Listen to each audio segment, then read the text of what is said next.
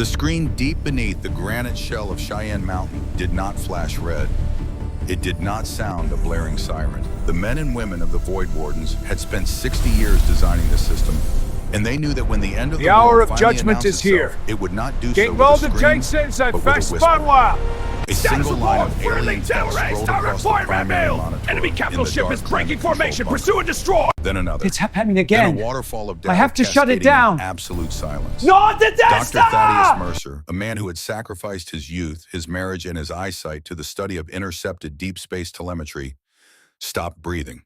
He pushed his glasses up the bridge of his nose, his hands trembling so violently that he had to grip the edge of the aluminum console to steady himself. He read the translation matrix once. He read it a second time. He closed his eyes, swallowed hard against the dry ache in his throat, and looked up at the glass observation deck.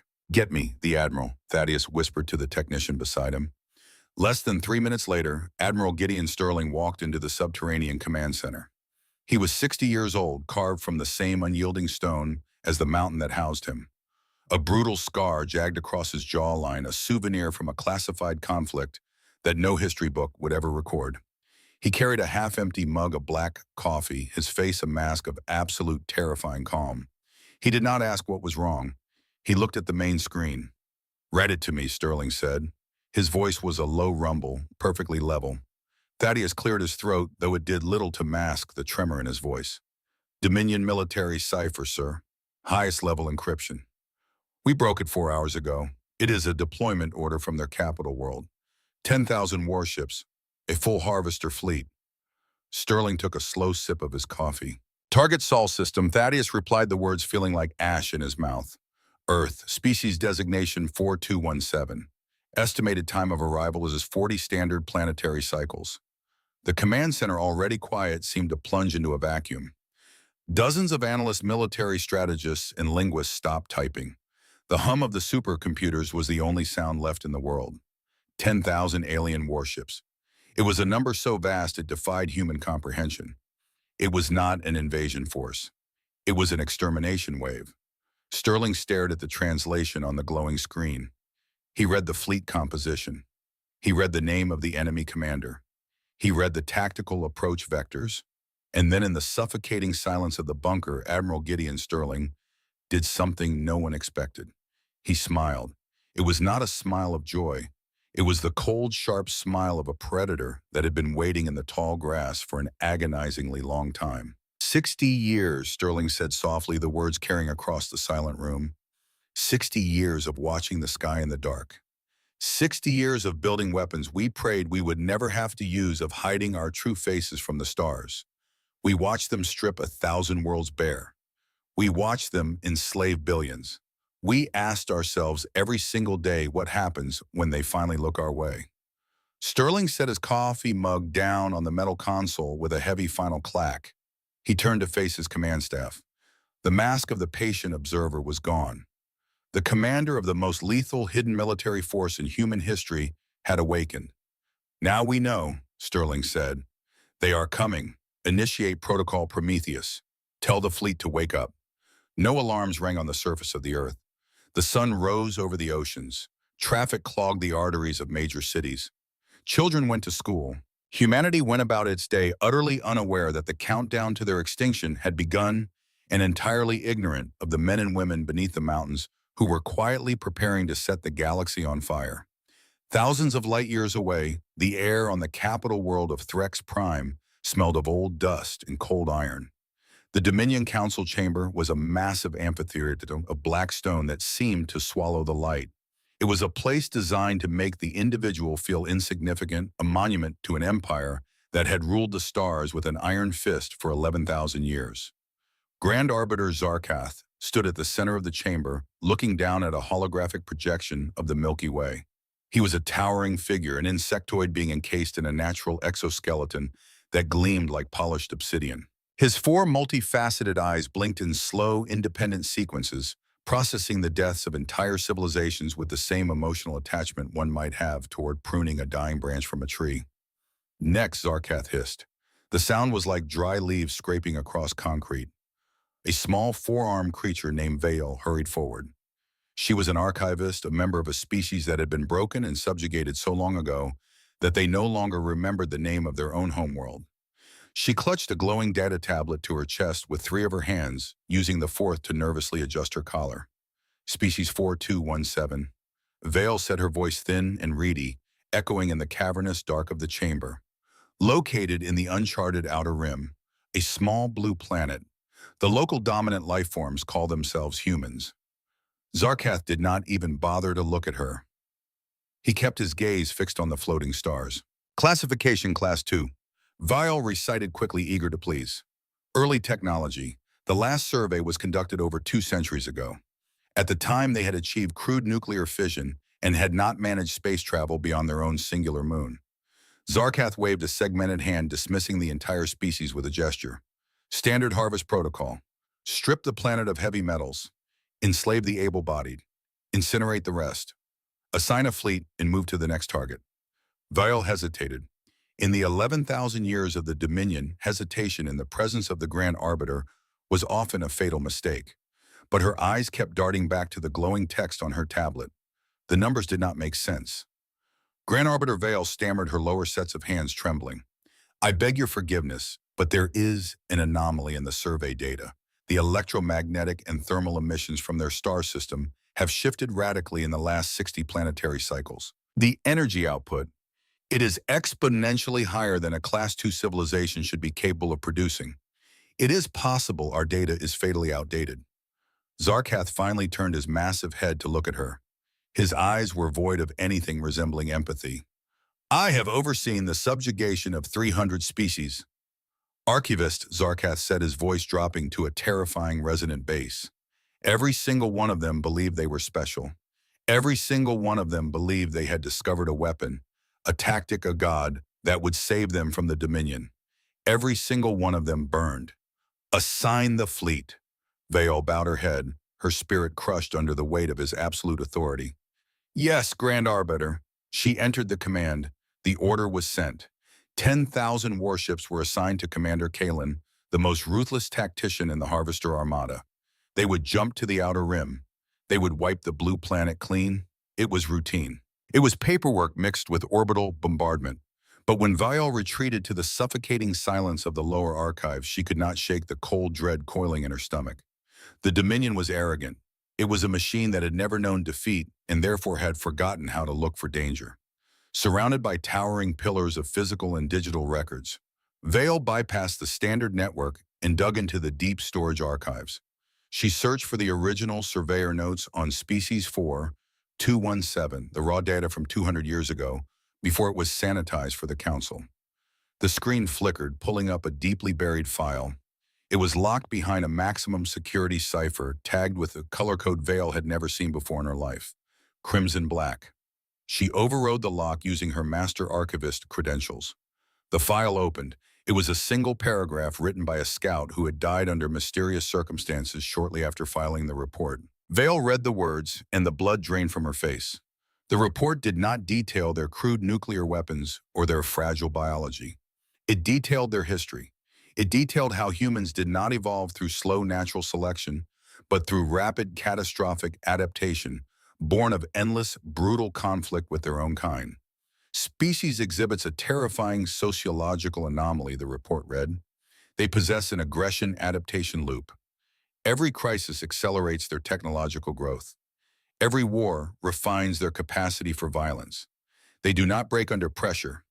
They weaponize it. Recommend permanent and absolute avoidance. If pushed to the brink of extinction, this species has the theoretical potential to become an apex predator. Do not engage. Someone in the upper echelons of the military had read this warning 2 centuries ago and buried it, classifying it as the paranoid ramblings of a coward. Vale stared at the glowing red text, apex predator. It was a theoretical classification, a ghost story told in military academies. The Dominion was the top of the food chain. There was nothing above them. Frantic, her 4 hands flying across the terminal, Vale drafted an emergency halt order. She tried to send the surveyor's file directly to Commander Kalen's flagship. She had to warn them.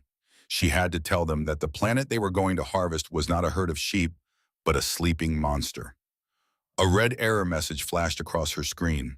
Transmission blocked. Authorization denied by the Office of the Grand Arbiter. Vessel slumped back in her chair, the darkness of the archives pressing in on her. She looked up at the ceiling, toward the distant stars, and realized with a sickening clarity that the Dominion had just made the final mistake of its 11,000-year history. Far beyond the borders of Dominion, space drifting in the absolute zero of the void, the Harvester flagship World Breaker hung like a jagged knife cut out of the darkness. It was 4 miles long, bristling with plasma lances and gravity bombs capable of cracking a planet's crust. On the command bridge, bathed in a blood-red tactical glow, Commander Kalen stood with his hands clasped behind his armored back. He was a reptilian behemoth, his scales the color of oxidized copper, his eyes narrow slits of predatory yellow. He had led 50 campaigns. He had broken 50 worlds. The upcoming mission bored him. Status of the fleet, Kalen growled. A sub-officer, a pale bat-like creature hooked into the ship's sensory array, chattered its teeth in response. All 10,000 vessels have arrived at the staging coordinates, Commander. Slip space drives are fully charged. We are ready to make the final jump into the target system. Estimated time to planetary pacification is 3 standard cycles. Kalen sneered, exposing rows of razor-sharp, serrated teeth. 3 cycles for a Class 2 world. You overestimate these primates. We will break their atmospheric defenses in 3 hours. We will accept their unconditional surrender in 4. Initiate the chip sequence. The sub-officer reached for the heavy brass-colored lever that would synchronize the fleet's drives. But before his clawed fingers could touch the metal, the bridge's ambient lighting flickered. A sharp, piercing feedback loop screamed through the flagship's audio dampeners. Every officer on the bridge covered their ears in agony. The massive holographic tactical display at the center of the room shattered into static, then reformed into a single pulsing audio waveform. Commander, the communications officer, shouted over the noise, his voice laced with pure panic. We are being painted by a localized transmission. Block it, Kalen ordered, stepping forward, his heavy boots echoing on the metal deck. Who is broadcasting on an open channel in deep space? It is not an open channel, sir. The communications officer turned around, his eyes wide with a terror Kalen had never seen before. It is coming through on the Dominion command frequency. The encrypted military black channel. Kalen froze. The air in his lungs turned to ice. That was physically impossible. The Dominion cipher shifted its quantum state every second. No species in the galaxy had the computing power to break it, let alone broadcast a clean signal directly into the flagship of a Harvester fleet. Where is the origin point? Kalen demanded, his voice losing its arrogant edge. The system we are preparing to invade, sir. Species 4217, Earth, the silence that fell over the World Breaker was absolute.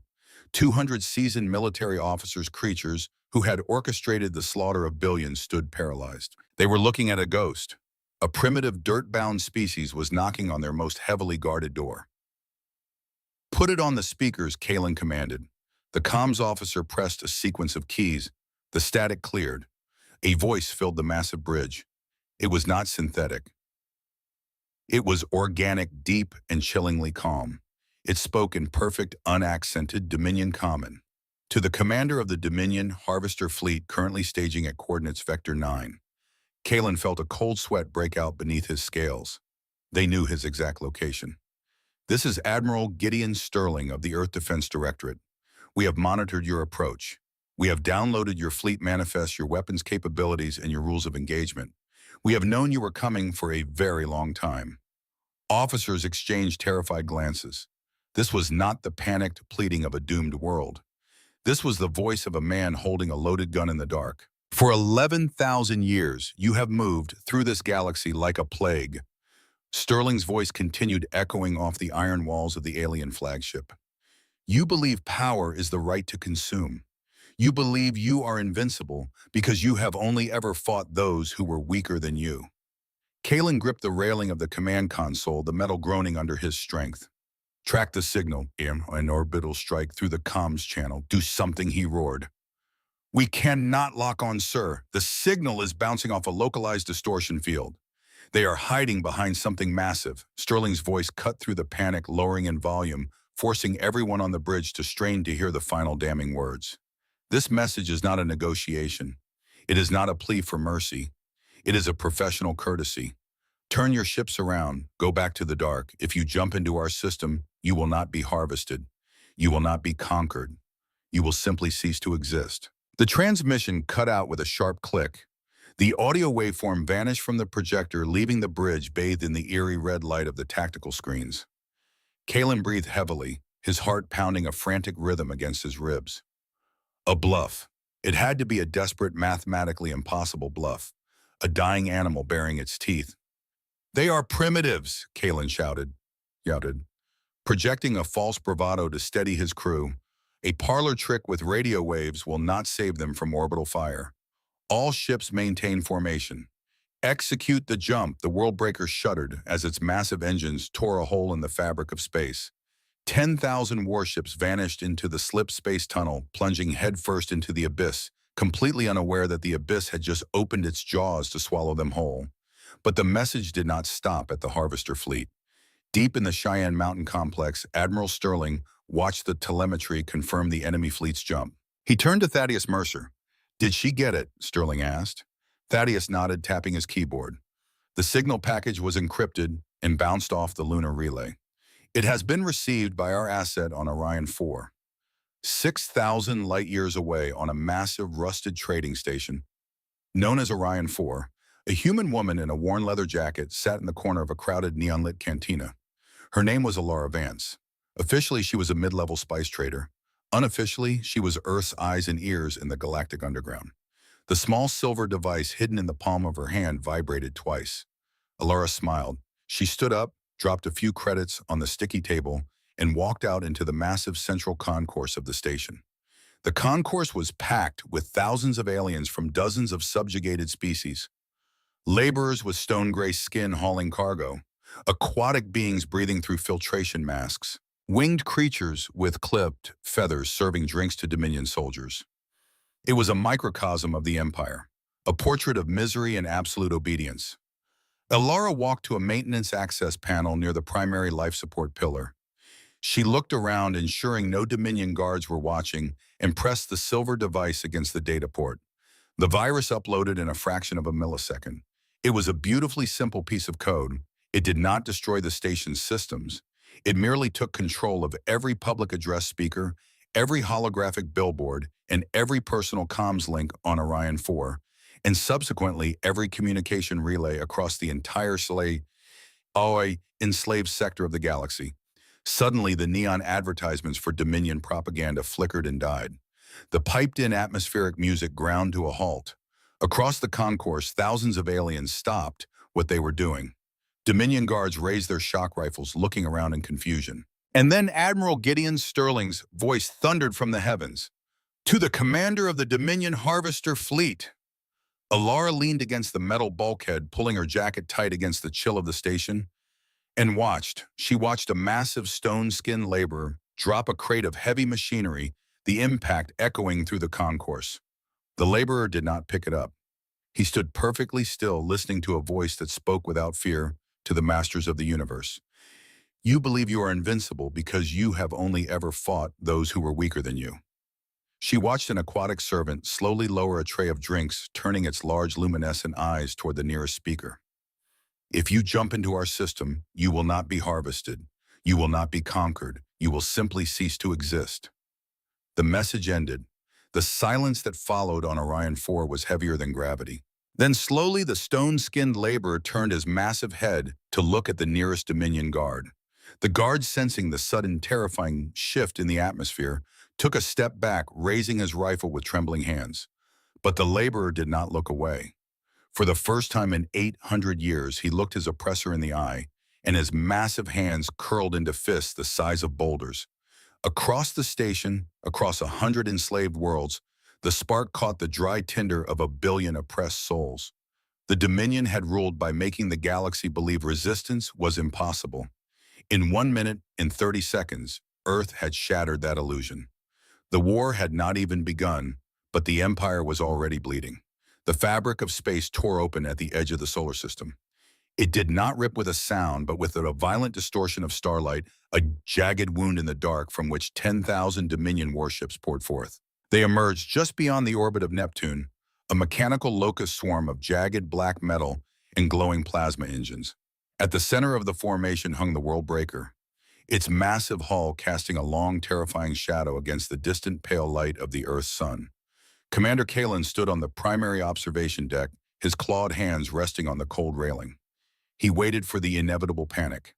He waited for the primitive nuclear missiles, the desperate hails, the chaotic scrambling of a Class II civilization realizing its doom had arrived. He waited, and he saw nothing. The tactical holographic sphere in the center of the bridge glowed with a faint, ghostly blue. It showed the gas giants. It showed the asteroid belt. It showed the small blue marble of Earth floating defenselessly in the void. But it showed zero orbital defense platforms, zero energy signatures, zero military vessels. The system was completely, utterly empty. A heavy, suffocating silence settled over the command bridge. The 200 officers of the World Breaker, bred for slaughter and conditioned for absolute victory, exchanged uneasy glances. The Dominion had invaded thousands of systems. They had faced planetary shields, suicide fleets, and desperate orbital minefields. They had never faced a dead, empty room. "Where are they?" Kalen hissed, his yellow eyes narrowing as he stared at the sensor readouts. "Are they hiding behind the gas giants? Have they retreated to the surface of their homeworld?" The chief sensor operator, his pale skin slick with sudden sweat, ran his multi-jointed fingers across the console. "Commander, our deep space scans are reaching the inner planets. There is no military buildup. There are no energy grids projecting shields. The planet is naked." But what?" Kalen barked, his patience snapping. The operator swallowed hard. "There is an ambient background noise, a faint electromagnetic hum. It is everywhere, Commander. It is reflecting off the asteroids, bouncing off the moons." Before Kalen could demand an explanation, the lighting on the bridge shifted from tactical red to a sickly warning amber. Every console on the ship began to chime simultaneously. It was a rapid, high-pitched mechanical panic. Across the entire fleet, 10,000 Dominion warships experienced the exact same anomaly. "Sir," the communications officer yelled, his voice cracking. "We are being painted by what," Kalen demanded, marching toward the center console. "Show me the source." "I cannot. They are not targeting us from a single origin point. We are being scanned from billions of microscopic angles. The telemetry is inside our formation." It was the Spectre grid. For 60 years, the Earth Defense Directorate had not wasted its resources building massive, slow-moving space stations. Instead, they had seeded the entire solar system with dust-sized sensor arrays cloaked in radar-absorbent metamaterials and drifting silently in the vacuum. The Dominion fleet had not flown into an empty system. They had flown into the largest, most sophisticated surveillance web ever constructed. Within 14 seconds, the Spectre grid mapped every square inch of the Harvester fleet. It cataloged their engine temperatures.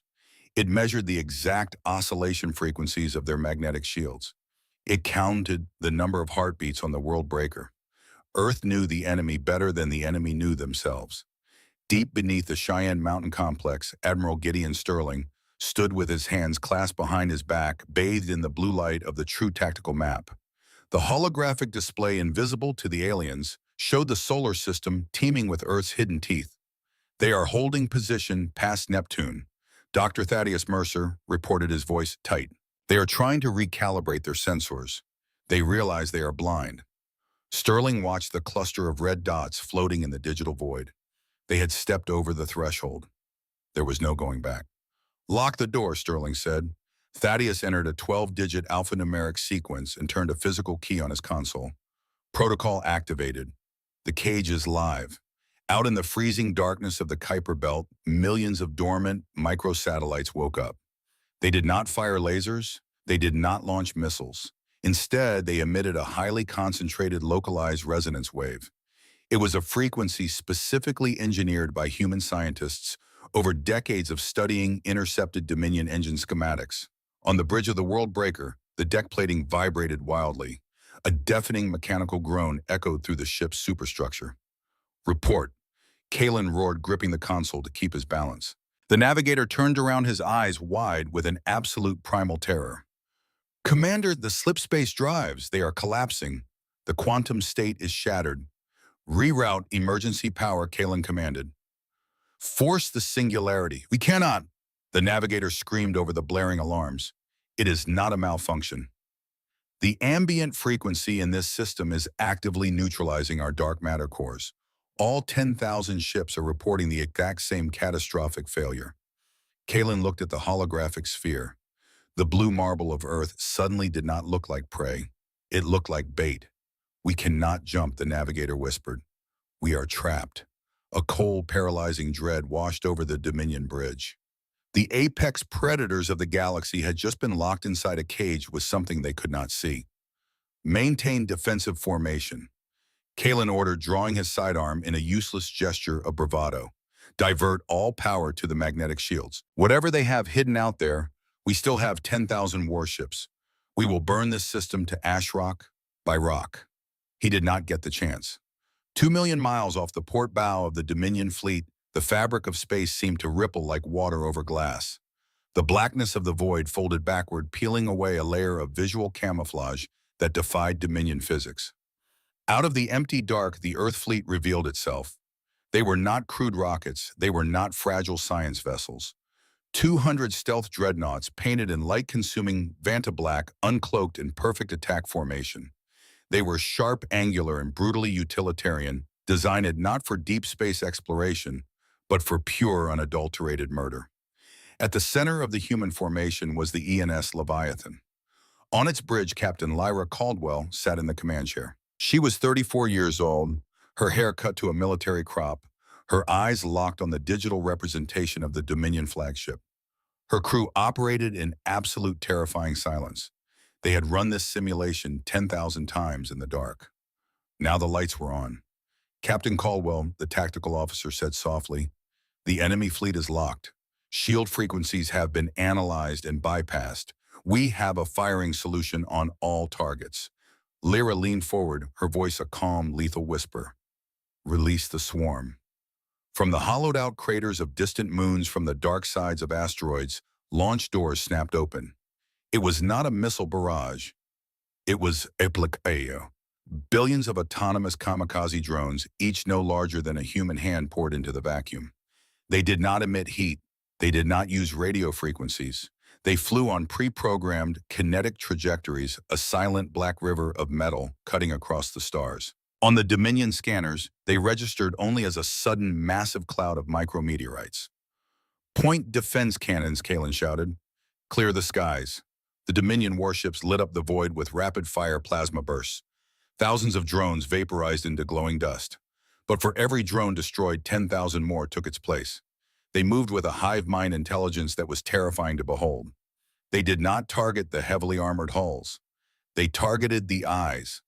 The drones smashed into the Dominion sensor arrays, communication antennas, and targeting optics, detonating small, highly concentrated electromagnetic pulse charges on impact. In exactly 11 minutes and 30 seconds, the impossible happened. Commander, the chief sensor operator, gasped, his console sparking violently before dying completely. "We have lost visual. We have lost telemetry. 87% of the fleet is completely blind." The Harvester Armada, the most feared military force in the known universe, was suddenly drifting in the dark, unable to see, unable to coordinate, unable to flee. Ships began colliding with one another in the panic, their hulls grinding together in the silence of space.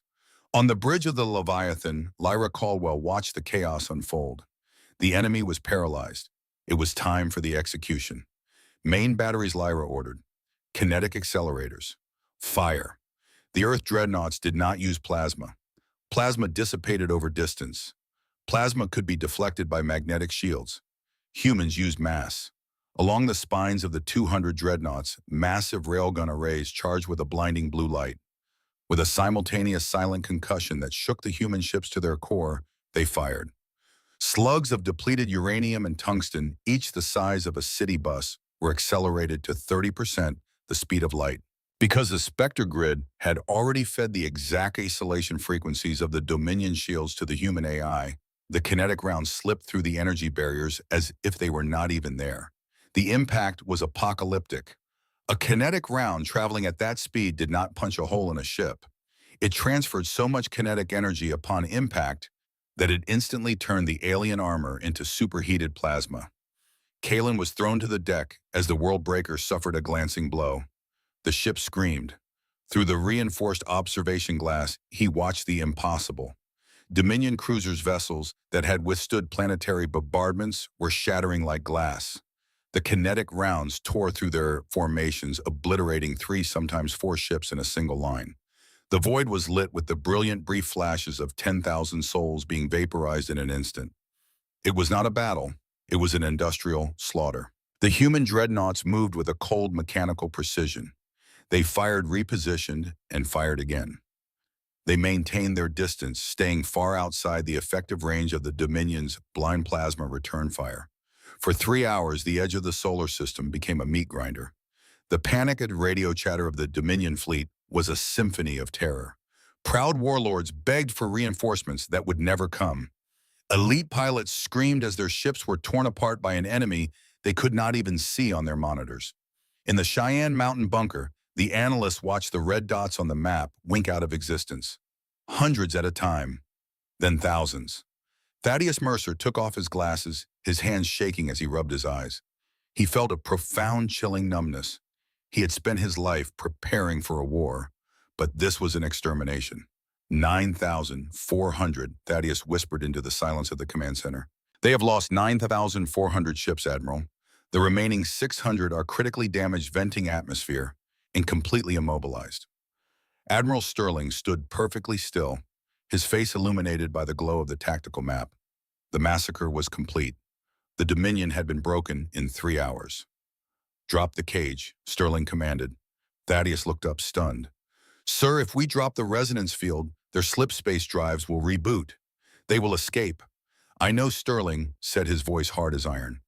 We are not butchers, Doctor. We are sending a message. And a message requires a messenger. Let them run. In the wreckage field of the outer system, surrounded by the burning husks of his invincible armada, Commander Kalen lay bleeding on the deck of his crippled flagship. The bridge was a graveyard of sparking wires and dead officers. He dragged himself to the emergency communications console, leaving a smear of dark blood on the metal. Suddenly, the suffocating resonance frequency that had trapped them vanished. The surviving slipspace drives whined back to life. It was not a malfunction. The humans were opening the door. They were letting him go. The humiliation burned hotter than his wounds. Kalen activated the distress beacon, forcing a signal through the localized interference, aiming it directly back to the capital world of Threx Prime. This is Commander Kalen. He choked out coughing blood onto the console. The fleet is destroyed. The humans, they knew everything. They are an apex predator. Do not send reinforcements. Do not engage. Seal the borders. We were wrong. We were so completely wrong. He keyed the jump sequence. The 600 surviving ships trailing debris and frozen atmosphere tore open a hole in space and fled into the dark, leaving behind the graveyard of their arrogance. When the broken remnants of the Harvester fleet tumbled out of slipspace over the skies of Threx Prime, the Dominion Empire stopped breathing. The citizens of the capital world looked up and saw the impossible. The invincible armada reduced to flying scrap metal. The news spread faster than light. Across the slave worlds, the video feed of the massacre captured and broadcasted by Ilara Vance's network on Orion 4 played on an endless loop. The galaxy watched the gods bleed. Inside the cavernous black council chamber, Grand Arbiter Zarkath watched Kalen's final transmission. The projection flickered, illuminating the terrified faces of the Dominion politicians. For the first time in 3,000 years, Zarkath felt an emotion he had thought long dead. Fear. It coiled in his abdomen, cold and sharp. The humans had not just defeated a fleet, they had shattered the myth of Dominion supremacy. If the slave world saw this weakness, the empire would burn from within. A moderate politician, an elder named Silas, with pale silver eyes, stepped forward. His voice trembled, but he spoke the truth no one else dared to say. Grand Arbiter Silas pleaded, gesturing to the holographic wreckage.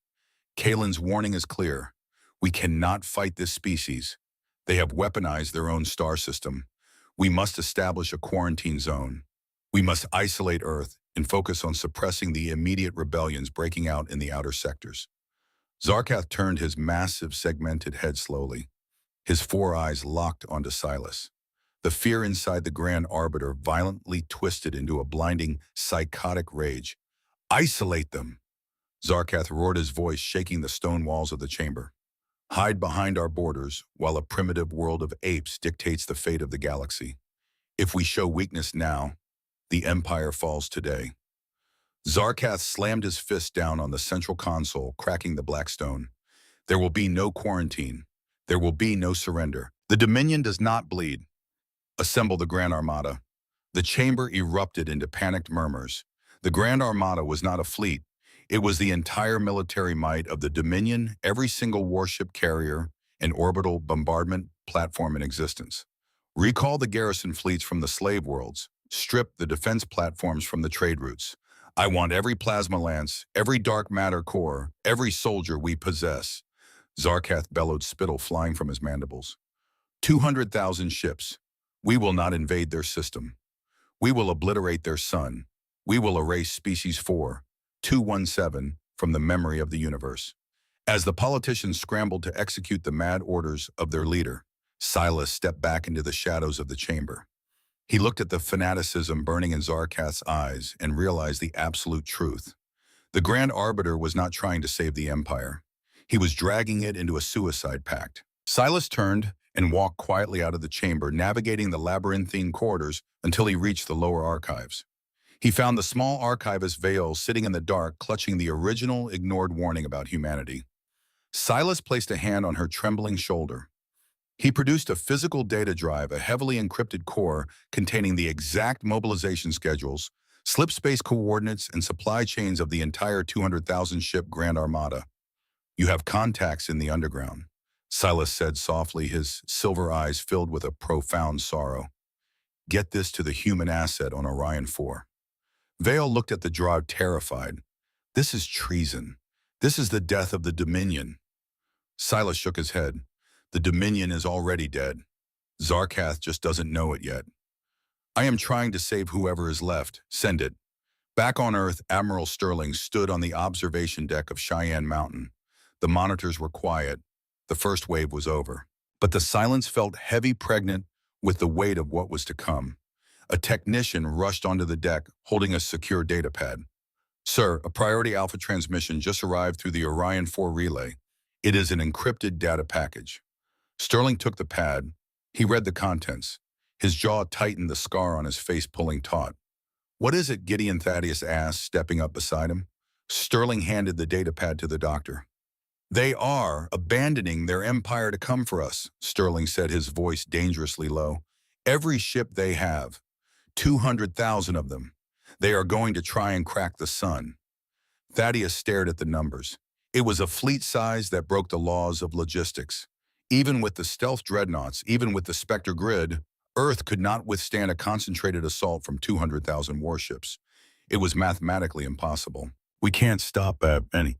Thaddeus whispered, the reality of their extinction finally settling over him. We don't have enough kinetic rounds. We don't have enough ships. Sterling turned back to the main tactical display. The blue marble of Earth hung peacefully in the digital void. He had known this moment would come. He had spent his entire life building the contingency for the day the math failed them. No, Sterling said, his eyes reflecting the cold blue light of the screen. We don't have enough ships. But they are forgetting one crucial detail, Doctor.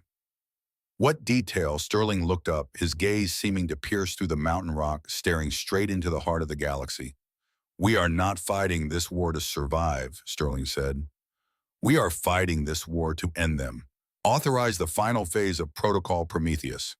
Wake up the star. The command to wake the star was not a metaphor. Deep beneath the crushing tectonic plates of Earth on the Cheyenne Mountain complex, Admiral Gideon Sterling initiated a sequence that humanity had spent 60 years keeping hidden from the galaxy. But a weapon of that magnitude required time to open its eyes. And time was the one resource the Earth Defense Directorate had run out of. Across the dark expanse of the Milky Way, the Dominion was tearing itself apart to fuel the wrath of one man. Grand Arbiter Zarkath had ordered the absolute stripping of his empire. Garrison fleets abandoned their orbital posts above slave worlds. Heavy cruisers were pulled from critical trade routes. Planetary defense platforms were detached from their tethers and strapped with experimental slip-space drives. 200,000 warships. It was a fleet so massive that its collective gravitational pull altered the tides of the planets it passed. It was a swarm of black iron glowing plasma, an unyielding malice flowing through the slip-space corridors like a river of venom directed straight at the heart of the Sol system. But Zarkath, in his blinding rage, had committed the ultimate sin of a tyrant. He had looked only forward, forgetting to check the shadows behind him. The encrypted data drive provided by the rogue counselor Silas had not been wasted. Through the clandestine network managed by Ambassador Ilara Vance on the Orion 4 station Earth, had broadcasted the exact routes, supply chains, and vulnerabilities of the Grand Armada to every subjugated species in the galaxy. More importantly, Earth had broadcasted weapon schematics. In the deep toxic mines of Wrath Prime, the stone-skinned laborers did not just drop their tools. They used human blueprints to convert their heavy plasma drills into anti-ship artillery. In the aquatic harvesting worlds, the Gilbream-Knithing slaves retrofitted their deep-sea submersibles with rudimentary void shields and kinetic accelerators. For 11,000 years, the Dominion had crushed rebellions before they could spark because the slaves had fought alone. Now they were fighting together. As the Grand Armada pushed toward Earth, the rear of the Dominion Empire burst into flames. Supply depots were overrun. Communication relays were hijacked. The Empire was bleeding out, but Zarkath did not care. He had locked his gaze on the blue marble, convinced that if he crushed the heart of the rebellion, the limbs would fall back into line. At the edge of the solar system, past the icy rings of Saturn, the Earth Defense Directorate waited. They were not alone.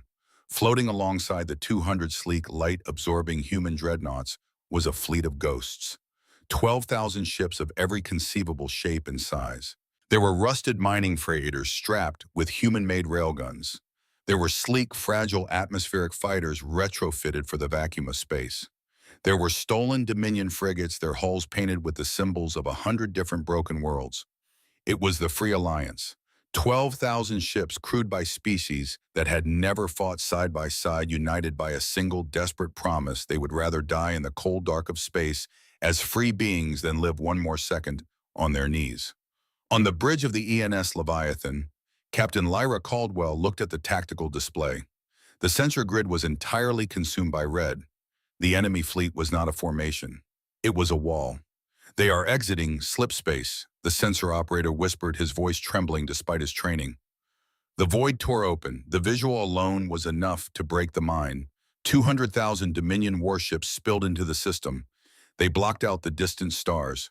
They filled the blackness of space with a terrifying, pulsing red glow from their engines.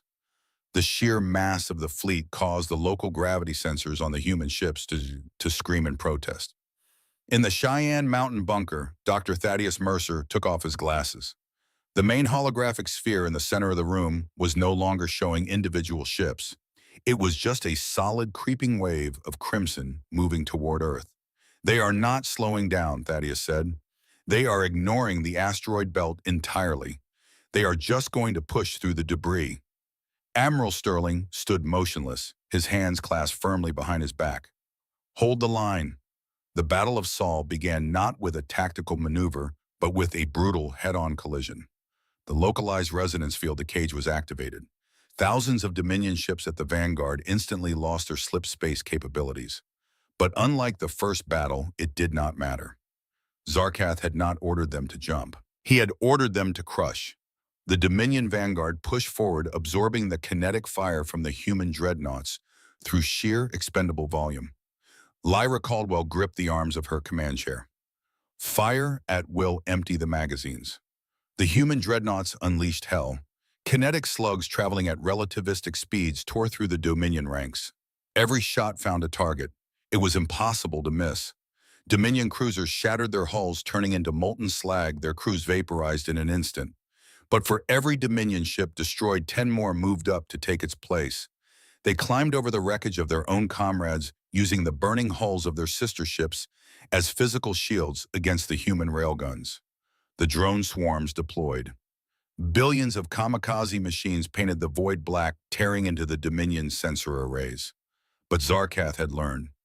The Grand Armada had linked their targeting computers into a massive decentralized hive mind. Even blind, they fired in overwhelming overlapping grid patterns.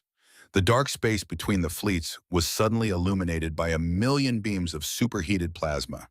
The Allied fleet took the brunt of the return fire. A retrofitted mining hauler crewed by 300 stone-skinned warriors took a direct plasma lance to its midsection. The ship did not explode immediately. It cracked in half, venting its atmosphere and its crew into the freezing vacuum in a silent, tragic exhalation. A stolen Dominion frigate piloted by a crew of winged avian slaves engaged in a suicidal dive into a harvester carrier, detonating its dark matter core point blank to take the giant down with them. They were dying.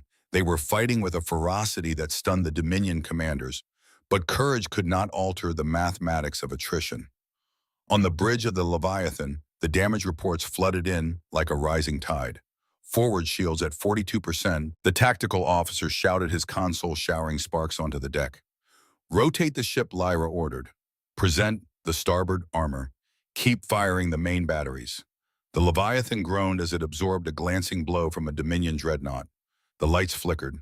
The smell of ozone and burning copper filled the bridge.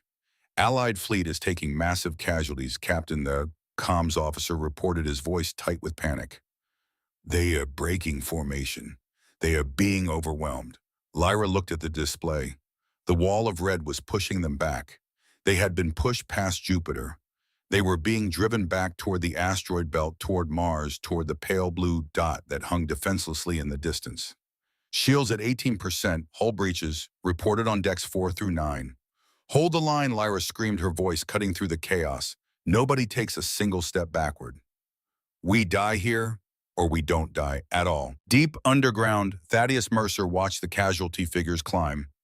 The numbers were staggering. 3,000 Allied ships lost.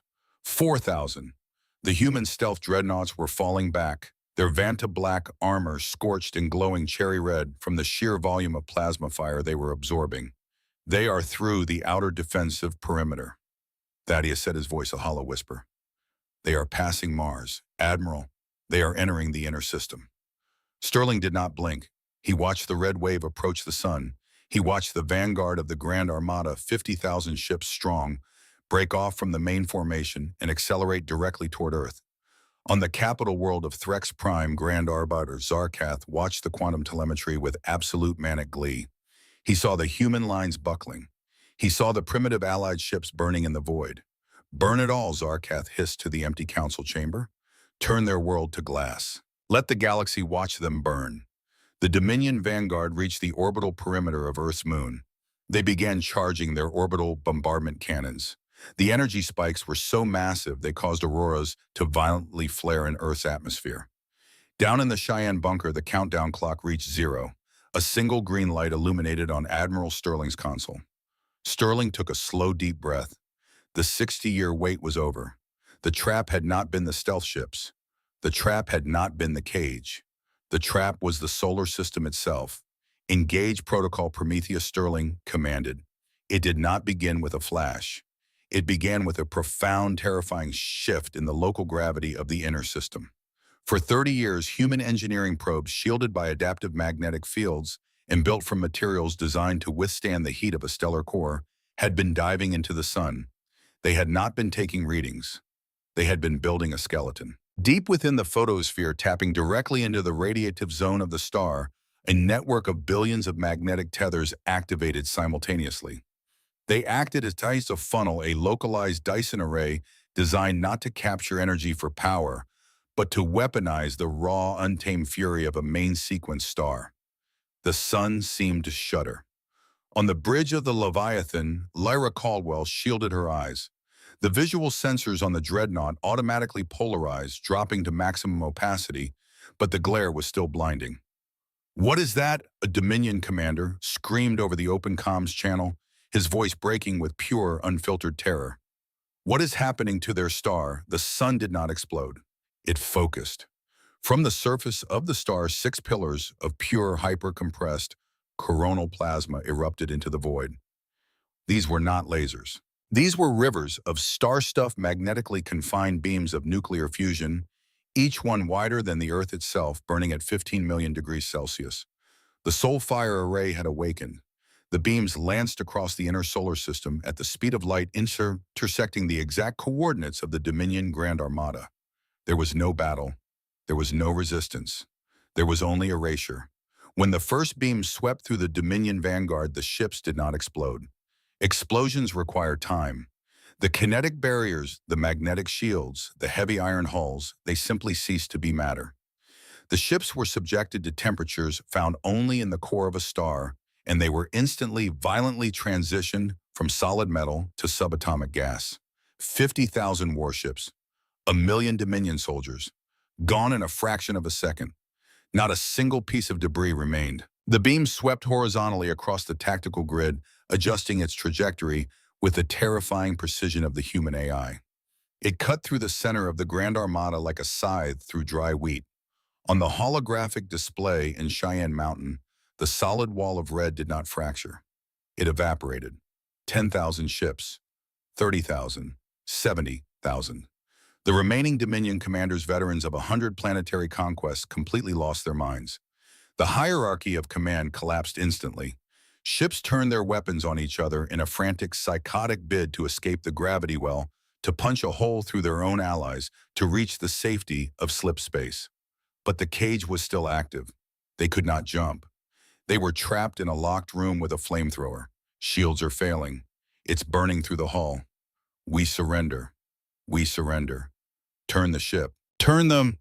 Radio channels were a cacophony of screaming, begging, and dying, suddenly cut short by the terrifying hiss of the solar beams vaporizing the transmitters. On Threx Prime, the quantum telemetry feed went blindingly white, then crashed. Grand Arbiter Zarkath stumbled backward, falling onto the cold stone floor of his chamber. His 4 eyes were wide, twitching in rhythmic spasms of absolute mind-shattering shock. His invincible armada, his empire, 200,000 ships. In less than 4 minutes, over 140,000 Dominion warships had been reduced to a smear of radioactive particles drifting on the solar wind. Deep in the earth, the Cheyenne Mountain bunker was dead silent. The analysts were not cheering. They were staring at the screen in horrified awe. They had built a weapon of Agon, and the reality of its power was physically sickening. Dr. Thaddeus Mercer looked at the diagnostics. Array is charging for Volley 2. Capacitor banks at 90%, 99%. He looked at Sterling. The Admiral's face was bathed in the harsh white light of the tactical screen. The remaining 60,000 Dominion ships were dead in the water. Their engines were offline. Their weapons were powered down. They were broadcasting unconditional surrender on every conceivable frequency. They are defenseless, Admiral Thaddeus said, his voice barely a whisper. Volley 2 is locked. We can wipe the rest of them from existence right now. Sterling stared at the blinking red dots. 60,000 ships. Millions of alien lives trapped in the dark, waiting for the fire to return and consume them. He thought of the 60 years of paranoia. He thought of the worlds these creatures had burned, the billions they had enslaved, the absolute arrogance of an empire that believed it had the right to own the stars. The easiest thing in the world would be to let the sun finish the job. To become the apex predator the surveyor had warned the Dominion about. Sterling reached out and placed his hand over the firing console. Stand down, Sterling commanded. The bunker froze. Sir, the weapons officer asked, hesitating. I said, stand down, Sterling barked, his voice echoing off the concrete walls. Disengage the magnetic tethers. Power down the Soul Fire array. Thaddeus exhaled a breath he felt like he had been holding for 60 years. He entered the abort codes, the blinding pillars of fire retracting back into the sun. The localized gravity of the system settled. Sterling turned to the communications officer. Open a channel, all frequencies. Broadcast to the surviving ships and push it through the Orion 4 relay to the rest of the galaxy. The channel clicked open. Sterling leaned over the microphone. The rage was gone from his voice. What remained was a cold, absolute authority that carried the weight of the universe. To the survivors of the Dominion Grand Armada, Sterling said, look around you. Look at the empty space where your invincible empire used to be. You came here to erase us. You came here to harvest our home, to burn our cities, and to chain our people in the dark. Sterling paused, letting the silence hang over the remaining Dominion crews, shivering in their crippled vessels. We have the power to turn your remaining ships to ash. We have the power to jump to your homeworld and crack your planet into dust. But we will not. In the wreckage of the outer system, the Dominion commanders listened in stunned, breathless silence.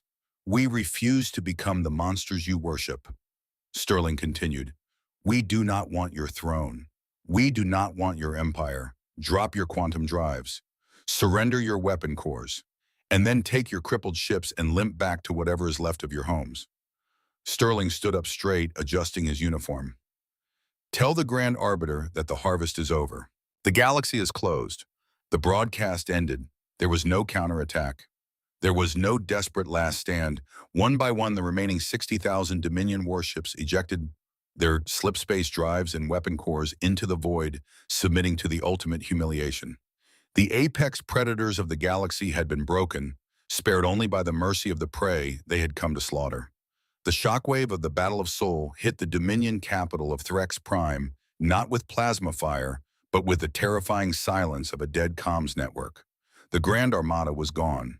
The military backbone of the Empire had been snapped in half over a single primitive world. When the news reached the slave colonies, the scattered rebellions unified into a galactic tidal wave. On 100 worlds, millions of subjugated beings rose up simultaneously. Without the threat of orbital bombardment from the Harvester fleets, the Dominion garrisons were overrun in a matter of days. The stone-skinned warriors of Wrath Prime tore down the planetary governor's palaces with their bare hands. The avian slaves took back their skies. The Dominion fell not from an invasion, but from the sudden, violent evaporation of fear. On Threx Prime, the power grid of the capital city failed. The massive, towering spires of black stone were plunged into darkness. The streets echoed with the sounds of riotings of citizens and lower caste workers tearing the Empire apart from the inside. Inside the Grand Council chamber, Zarkath sat alone in the pitch black. The other counselors had fled, taking whatever shuttles they could find to escape the burning planet. Zarkath did not run.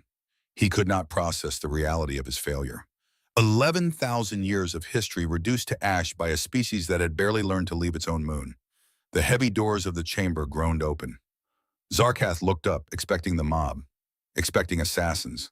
Instead, a small, four-armed figure walked into the dark chamber, illuminated only by the faint emergency glow of a handheld data tablet. It was Viel, the archivist. She walked slowly up the tiered steps, stopping just a few feet from the Grand Arbiter. She did not bow. She did not tremble. Zarkath stared at her, his multifaceted eyes dull and lifeless. "What do you want?" He croaked, his voice devoid of its former thunder. Vale looked at the creature that had ordered the deaths of billions. She felt no fear, only a profound, exhausting pity. She reached out with two of her hands and placed the original 200-year-old surveyor's report on the cracked stone console in front of him. The screen glowed with the red warning text. Species exhibits a terrifying sociological anomaly. Recommend permanent and absolute avoidance. I just wanted to return this to the archive, Grand Arbiter Vale said softly, since you will no longer be needing it. She turned her back on the most powerful being in galactic history, walking out of the chamber, leaving him alone in the dark to wait for the end of his world. Months later, the dust settled across the Milky Way. The Dominion was a fractured memory. In its place, a chaotic, fragile network of free systems began to form. They squabbled, they debated, and they struggled to build a government out of the ashes of slavery. It was messy, and it would take generations to heal the scars of 11 millennia of oppression. They offered Earth the central seat of the new Galactic Council. They offered humanity the crown. Earth declined. In a broadcast sent across the newly established Free Relay Network, Admiral Gideon Sterling addressed the galaxy one final time. "We did not break your chains so we could hold the leashes," Sterling said. "We fought because we had to. We fought so we could go back to looking at the stars without fear. Build your worlds. Write your own histories. We will remain here in our own system. We are not your rulers. We are your neighbors. But remember," the broadcast paused, the unspoken weight of the soul fire array lingering in the silence. "Choose how you knock on our door, very, very carefully." On the surface of Earth, the sky was a brilliant, unblemished blue. Admiral Gideon Sterling stood on the porch of a small, isolated cabin in the foothills of the Colorado Mountains. He wore a simple civilian jacket, the heavy weight of his military uniform, finally discarded. He held a mug of black coffee, watching the sun begin to dip below the jagged peaks of the Rockies. The air was crisp and cold. The world was quiet. He looked up at the setting sun. It was just a star again, a warm, glowing orb giving life to a small blue planet. Sterling took a sip of his coffee, a genuine quiet smile touching the corners of his scarred mouth. He watched the first stars prick through the fading daylight, knowing that for the first time in human history, the dark was not something to be afraid of. The monsters were gone, and the universe was finally at peace.